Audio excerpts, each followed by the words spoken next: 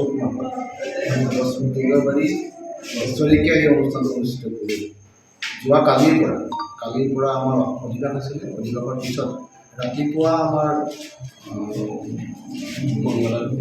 মংগল আৰতি আছিলে। মংগল আৰতিৰ পিছত প্ৰভাত ফেৰী হ'ল। প্ৰভাত ফেৰীৰ পিছত ৰাতিপুৱা 3টা বজাৰ পৰা আজি কীৰ্তন আমাৰ চলি আছে, অখণ্ড কীৰ্তন। আৰু খন্তেক পিছতে অখণ্ড কীৰ্তন সমাপ্ত হ'ব।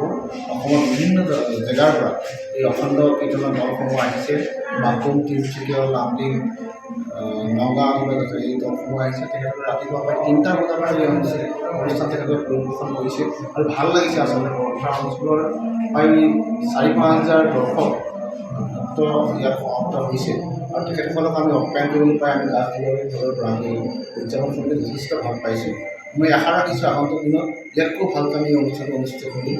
ইতিমধ্যে আপোনালোকে দেখিছে এই স্থানতে এটা জগন্নাথ মন্দিৰ নিৰ্মাণ হৈছে আৰু বিগত দিনত এই অঞ্চলত বহু অনুষ্ঠান প্ৰতিষ্ঠান হয়, বিশেষকৈ বিয়া বাৰু হয়। এই জগন্নাথ মন্দিৰটো অনুষ্ঠিত হোৱাৰ পৰা, জগন্নাথ মন্দিৰটো প্ৰতিষ্ঠা হোৱাৰ পৰা সেই সমস্যাসমূহ সমাধান হ'ল। বিশেষকৈ বৰপথাৰ অঞ্চলত বিবাহৰ অভাৱ আছে আৰু বিয়া বাৰু পাতিবলৈ ইয়াৰ মানুহখিনি বাহিৰলৈ যায়।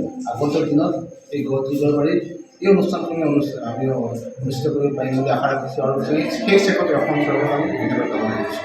কিমান দিনৰ পৰা এইভাগ পূজা অনুষ্ঠিত হৈ আহিছে? এই পূজাভাগ প্ৰতিষ্ঠা হৈছিলে 1891 চনতে এই ইয়াত গাছজোপাৰ প্ৰতিষ্ঠা হৈছিলে। আজি প্ৰায় 150 বছৰে হ'ব।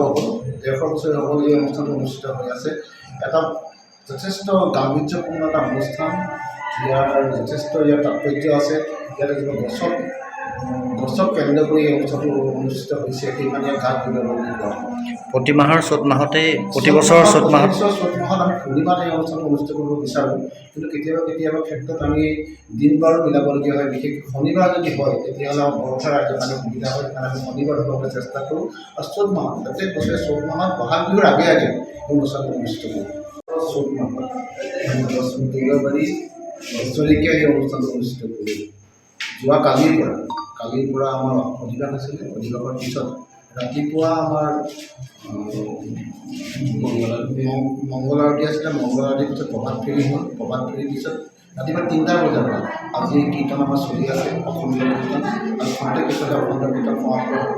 অসমৰ বিভিন্ন জেগাৰ পৰা এই অখণ্ড কীৰ্তনৰ দলসমূহ আহিছে। মাকুম, তিনিচুকীয়া, লামডিং, নগাঁও আদিবাসী আছে, এই দলসমূহ আহিছে। তেখেতসকলে ৰাতিপুৱা প্ৰায় 3টা বজাৰ পৰা এই অনুষ্ঠান। যিকোনো খবৰৰ বাবে যোগাযোগ কৰক 7099017330 লগতে 7099017110 নম্বৰত।